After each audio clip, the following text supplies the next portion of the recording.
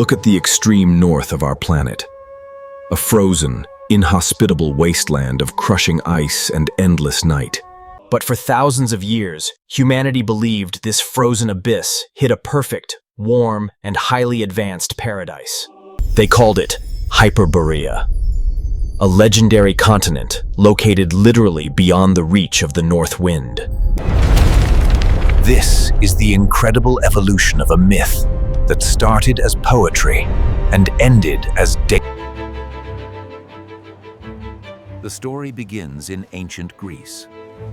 To the Greeks, the world was...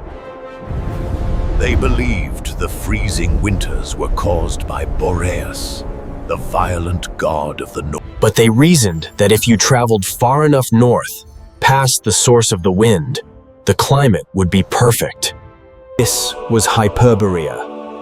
It was so beautiful that Apollo, the god of the sun, spent his winters there. Every autumn, Apollo would fly his chariot, drawn by giant swans, to this hidden sanctuary to escape the dark months. The people of Hyperborea were described as a race of giants. They lived in a state of absolute perfection. In this land, there was no sickness, no old age, no war, and absolutely no toil or heavy labor. Ancient historians like Herodotus claimed the Hyperboreans routinely lived for 1,000 years in a state of continuous joy.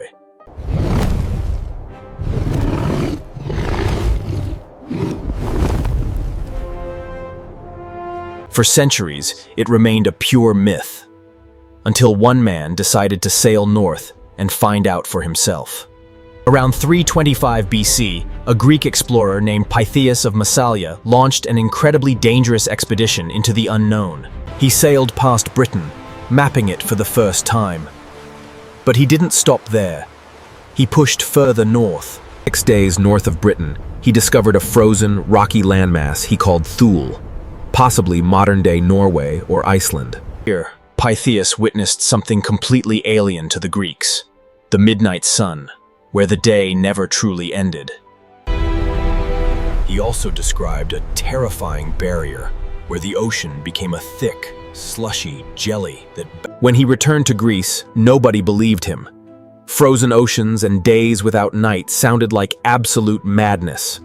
But over the centuries, the very real, frozen land of Thule became confused and merged with the mythical paradise of Hyperborea. During the Middle Ages, cartographers desperately tried to fit this ancient pagan paradise onto Christian maps of the world.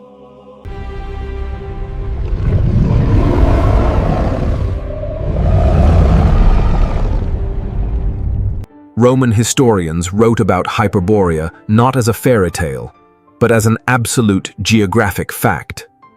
In 1569, the legendary cartographer Gerardus Mercator attempted to finally map the top of the world. He published a map that would define the Arctic for centuries. It showed 4 massive islands surrounding the North Pole.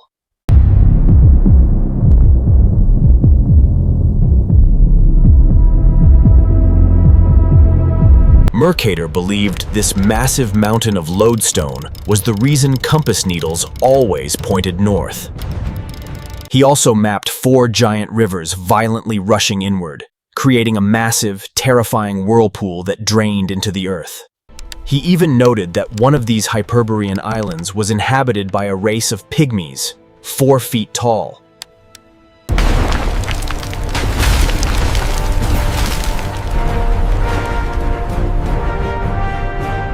Geography had killed the literal map of Hyperborea. But the human mind refuses to let go of a perfect utopia. Where did the greatest mapmaker in the world get this wildly inaccurate information? From a lost medieval book? In the late 19th century, the myth was aggressively resurrected by a Russian woman from the Theosophical Society.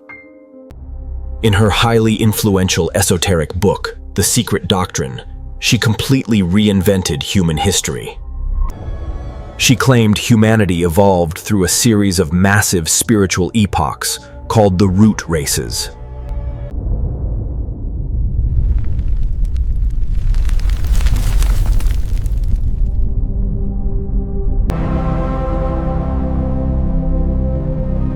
According to the Hyperboreans were the second root race. They didn't have fully dense physical bodies yet.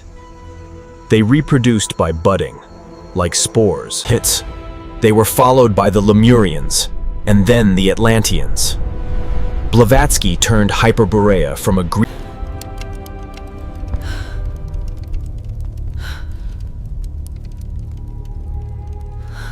secret occult groups like the Thule Society became the ideological breeding ground for the absolute worst evil of the 20th century.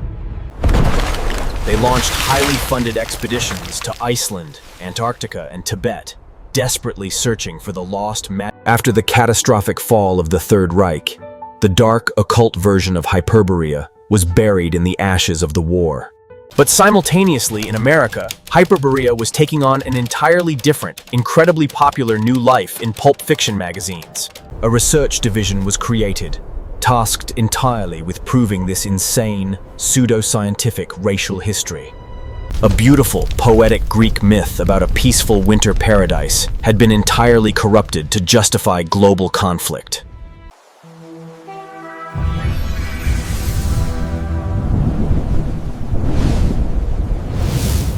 Even H.P. Lovecraft incorporated it, linking the frozen northern wastes to terrifying, cosmic alien gods buried deep in the ice. Hyperborea was permanently cemented in pop culture as the ultimate exotic fantasy realm of magic, barbarians, and lost ancient technology.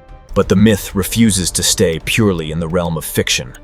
Today, modern pseudo-history has brought it back with a vengeance. Some writers used the Hyperborean age as the epic setting for their fantasy worlds. The Hollow Earth theory claims that Hyperborea didn't sink or freeze. It simply moved inside the Earth, accessible through a hole at the pole. In modern Russia, a massive alternative history movement claims the Kola Peninsula and the Ural Mountains are They point to strange geological formations and natural stone blocks as definitive proof of a highly advanced, destroyed civilization. Conspiracy theorists scour satellite maps, claiming that blurred-out patches of Arctic ice are hiding the warm, green oasis from the public. But why does this specific myth endure so relentlessly? Hyperborea represents a deep, unshakable psychological need. The belief that a perfect sanctuary In a world filled with endless war, grueling labor, and anxiety, it is the ultimate escapist fantasy because it is physically unattainable, hidden behind an impenetrable wall of deadly ice, from the highest peaks of Greek mythology to the darkest depths of 20th century occultism. Hyperborea has morphed to fit the exact desires and the exact terrors of whoever is looking for it. It proves that humans are not just explorers of physical geography. We are explorers of the imagination. we build our most perfect cities in the places where no human could ever possibly survive. The esoterics sought spiritual perfection, while the fascists sought a dangerous, mythical, genetic purity. And pop culture simply sought a savage, thrilling escape from the boredom of the modern industrial world. The brave explorers like Pytheas, who first sailed into the dark unknown, were laughed at by their peers. Because the truth of the extreme north is often far more terrifying than the comforting myths we invent. The griffins never guarded mountains of gold.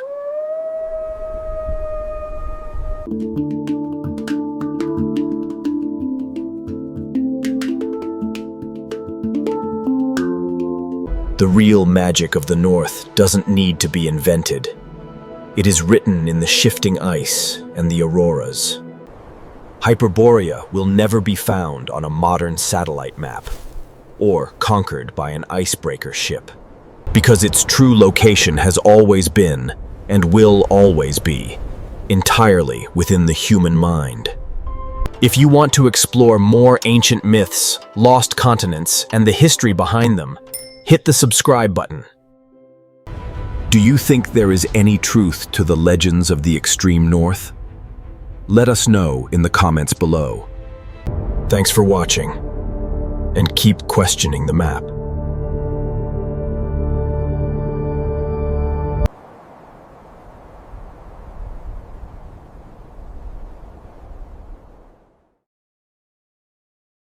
But to truly understand the power of Hyperborea, we must look at the men who died seeking it.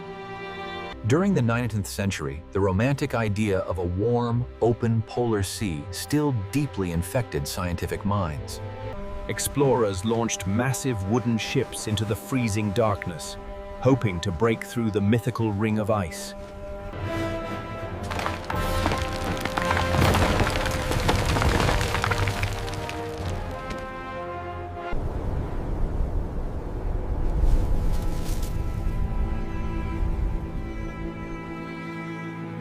Yet, the more the ice pushed back, the more the conspiracy theories mutated and adapted to survive reality. If the surface of the Arctic was a frozen wasteland, the paradise simply must be hidden somewhere underneath.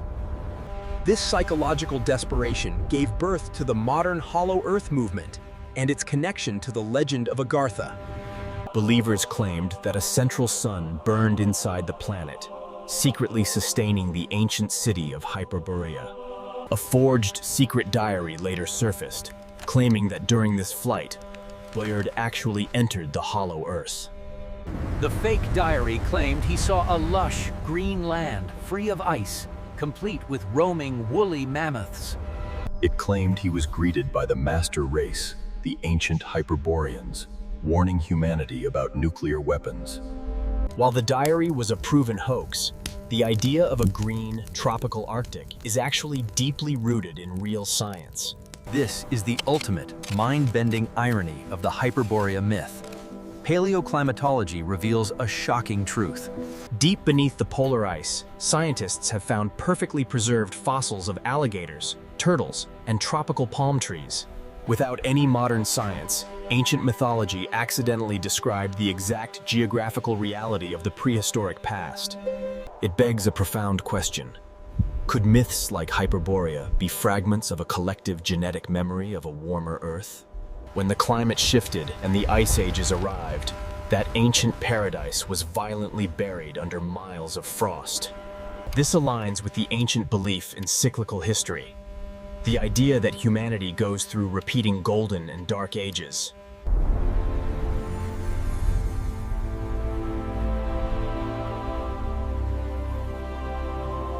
"50 million years ago, during the Eocene epoch, the Arctic was exactly what the Greeks described, a warm, lush paradise. But every golden age eventually falls. The ice encroaches.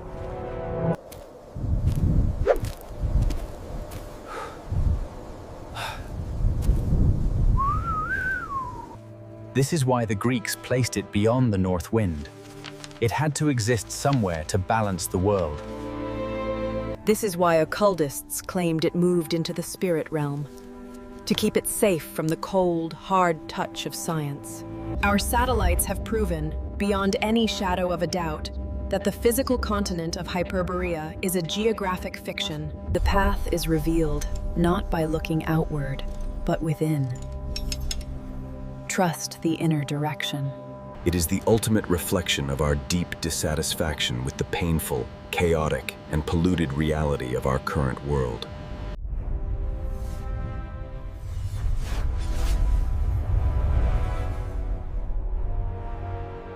Every failed expedition, every frozen compass was just another piece of proof that the physical world is flawed. Mercator's Black Magnetic Mountain was an attempt to impose pure mathematical logic onto a terrifying wilderness.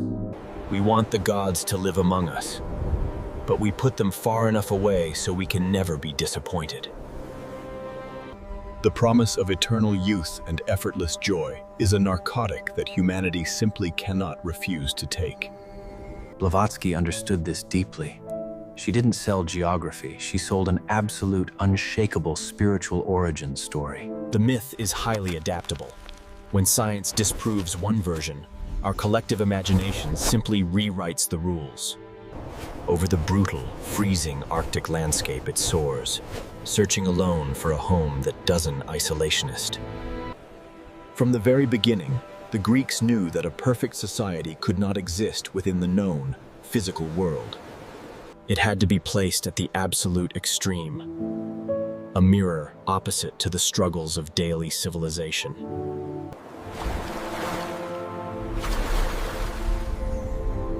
The ice is merely a canet, where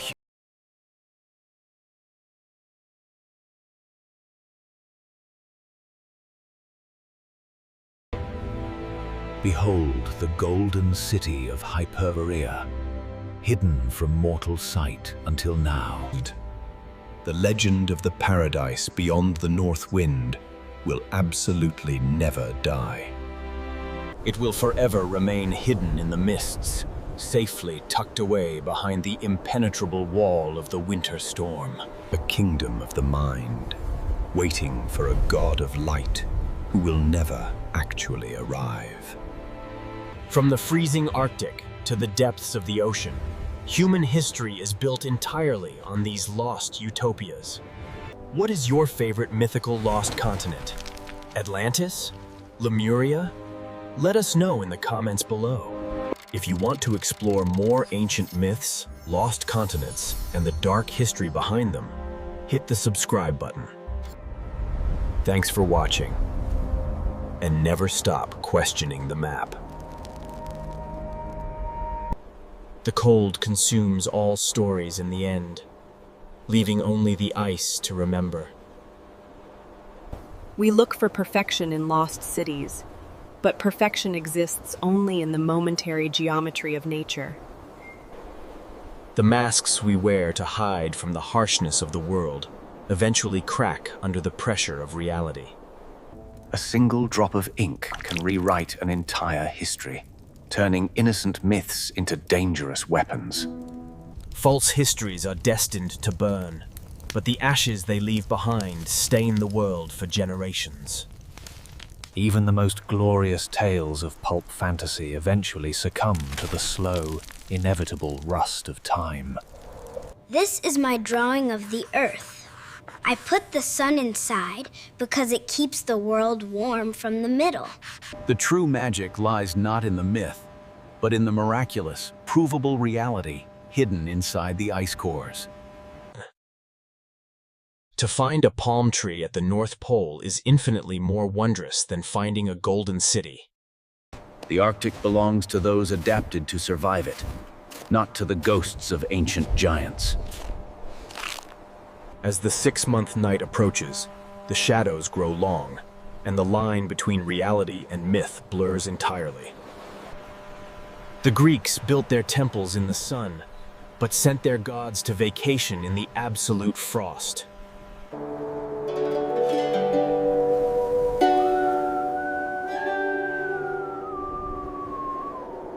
The monsters we place at the edges of the map are there to prevent us from discovering our own insignificance.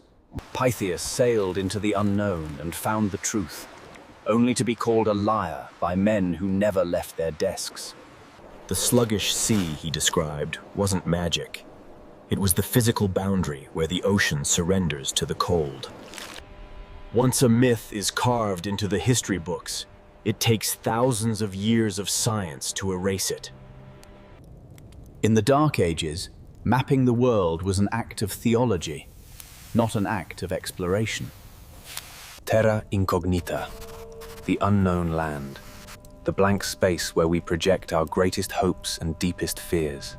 Mercator tried to draw a circle around the chaos, organizing the unorganizable into 4 perfect islands. His whirlpool draining into the earth was a terrifying metaphor for the finality of the frozen north. The bells of the doomed explorer ships rang in the dark, heard by nothing but the indifferent ice. And from that silence, the occultists spun new tales of invisible giants and psychic evolution. The runes they carved were meant to summon ancient power, but they only summoned modern destruction. They searched the depths with steel and periscopes, blind to the fact that they were hunting a ghost. Today, the desperate lines drawn by conspiracy theorists connect nothing to nowhere, trying to find meaning. Our machines orbit silently, having seen every corner of the world, proving that paradise is not a physical place.